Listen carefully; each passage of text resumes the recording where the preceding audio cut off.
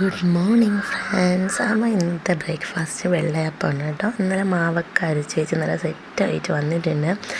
അപ്പോഴേ അതിൻ്റെ കൂടെ ഉരുളൻകിഴങ്ങ് കറി ഉണ്ടാക്കാമെന്ന് സബ്ജി കറി ഉണ്ടാക്കാമെന്ന് വിചാരിച്ചു. അങ്ങനെ ഉള്ളിയും ഉരുളൻകിഴങ്ങും മുളകും ഉപ്പും മഞ്ഞപ്പൊടിയൊക്കെ ആയിട്ട് അതിൻ്റെ അടുപ്പിലോട്ട് കയറ്റി പിന്നെ ഇപ്പുറത്തേലോട്ട് നമ്മുടെ വെള്ളയപ്പം ചുട്ടെടുക്കാമെന്ന് വിചാരിച്ചിട്ടാണ് മാവൊക്കെ പരുവാക്കി സെറ്റാക്കി വെച്ചപ്പോഴേക്കും ഉരുളൻകിഴങ്ങ് അവിടെ നിന്ന് തൂകി വിളിക്കാൻ തുടങ്ങിയിട്ടുണ്ട്. അങ്ങനെ പിന്നെ ഇപ്പുറത്തെ അടുപ്പിലോട്ട് അപ്പത്തിന് മാവ് കോരി വീത്തി അപ്പം ചുടാൻ തുടങ്ങി. നല്ല അടിപൊളിയായിട്ട് വന്നിട്ടുണ്ട് മാവിൻ്റെ പരുവം. കാരണം നല്ല സോഫ്റ്റ് അപ്പമായിരുന്നു കേട്ടോ. ചിലപ്പോൾ ഉണ്ടാകുമ്പോൾ നമ്മൾ ചുടുമ്പോൾ മാത്രമേ സോഫ്റ്റായിരിക്കും, കഴിക്കെടുക്കുമ്പോൾ നല്ല ഹാർഡായി പോകും. പക്ഷേ ഇതങ്ങനെ അല്ലായിരുന്നു കേട്ടോ, നല്ല പരുവം കിട്ടിയിട്ടുണ്ടായിരുന്നു.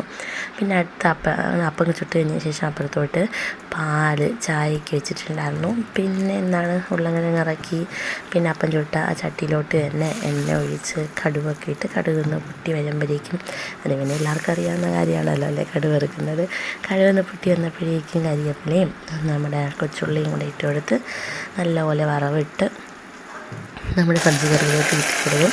അതിനുശേഷം നല്ല കുറുകിയ തേങ്ങാപ്പാലും കൂടെ ഒഴിച്ചു കൊടുത്ത് ജസ്റ്റ് ഒന്ന് തിളപ്പിച്ചെടുത്ത് വറ്റിച്ചെടുക്കുമ്പോഴേക്കും നമ്മുടെ സബ്ജിക്കറി റെഡി.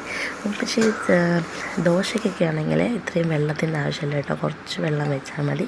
ബാക്കി നമ്മൾ തേങ്ങാപ്പാൽ ഒഴിക്കുമ്പോഴേക്കും കറക്റ്റ് ദോശയ്ക്ക് മസാല ദോശയ്ക്കുള്ള ഇതുണ്ടല്ലോ ആ ഒരു പരുവത്തിൽ കിട്ടും. പിന്നെ ലാസ്റ്റ് ഗരം മസാലയും കൂടെ ഇട്ടു. അപ്പോൾ എൻ്റെ വീഡിയോ ഇഷ്ടപ്പെട്ടാൽ ലൈക്ക് ചെയ്യാനും സബ്സ്ക്രൈബ് ചെയ്യാനും മറക്കല്ലേ. Bye bye.